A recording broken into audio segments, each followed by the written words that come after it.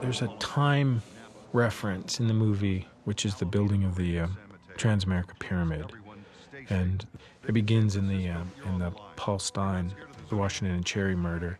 It begins that whole sequence. That's where we start to kind of see again that it's where old San Francisco, or for me, early '60s San Francisco changes into '70s San Francisco, and so it's one of these things that we sort of clock throughout that begins to show this evolution.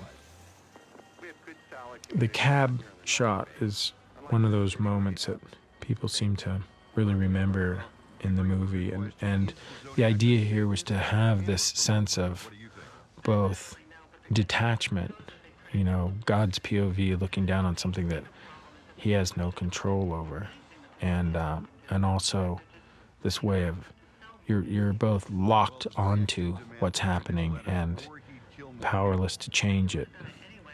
Most of the violence in the movie, all the bloodletting, that is to say the stabbing at Berryessa, the shooting at Blue Rock Springs, and the shooting at Washington and Cherry, were done digitally because we determined that it was going to take way too much time to get everybody all bloody and then change their wardrobe. So all of the blood that you see in the movie has been added digitally.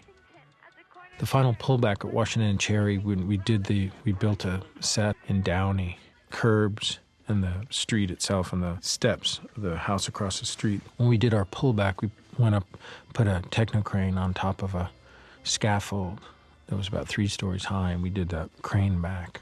And I decided then that we wanted to see something that framed the lower corner of the frame.